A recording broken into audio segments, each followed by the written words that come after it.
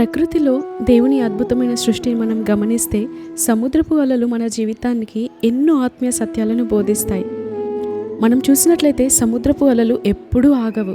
తీరాన్ని తాకడానికి అవి ఎంతటి అడ్డంకులు ఎదురైనా సరే ఎన్నిసార్లు వెనక్కి మళ్ళీ మళ్ళీ ప్రయత్నిస్తూనే ఉంటాయి. మన ప్రార్థన కూడా ఇలానే ఉండాలి. ఒకసారి ప్రార్థించే సమాధానం రాలేదని ఆగిపోకూడదు. బైబిల్ చెబుతుంది ఎడతెగక ప్రార్థన చేయుడి అని. మనం పట్టుదలగా ప్రార్థన చేస్తూనే ఉన్నప్పుడు చూడండి, తన స్నేహితుని దగ్గరికి వెళ్ళి రొట్టెలు బదులిమ్మని అడిగిన వ్యక్తి కాలు లాగుతున్నా సరే అడిగేది పొందుకునేంతవరకు అడిగాడు.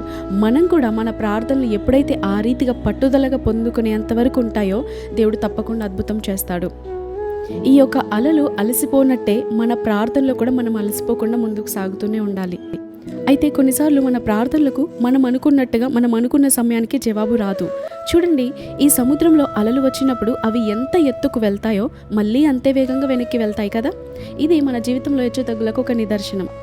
మన జీవితంలో సహజంగా సంతోషం ఉంటుంది, కష్టం ఉంటుంది. సంతోషం వచ్చినప్పుడు పొంగిపోకూడదు, కష్టం వచ్చినప్పుడు కృంగిపోకూడదు. చూడండి, సముద్రపు అలలు ఎలా అయితే ఉన్నాయో మన జీవితంలో కూడా ఆటుపోటులు అనేది చాలా సహజమే. అయితే ఒకటి మర్చిపోకండి, ఈ యొక్క అలలను శాసించేది సముద్రం అయితే మన జీవితాన్ని శాసించేది మన ప్రభువైన యేసుక్రీస్తు వారు.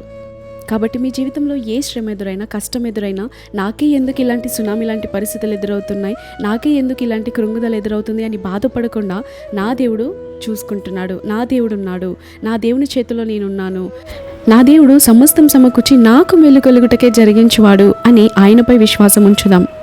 ఈ యొక్క అలలను మనం చూసినట్లయితే ఈ యొక్క అలలకు ఒక లక్ష్యం ఉంటుంది. అదేంటంటే ప్రతి అల తీరాన్ని తాకి వెళ్ళాలని అనుకుంటుంది.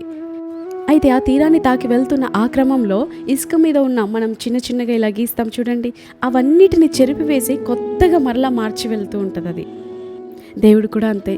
మన జీవితంలో అనుమతించే ప్రతి సమస్య, ప్రతి సంఘటన, ప్రతి పరిస్థితి వెనుక ఒక ఉద్దేశం ఉంటుంది.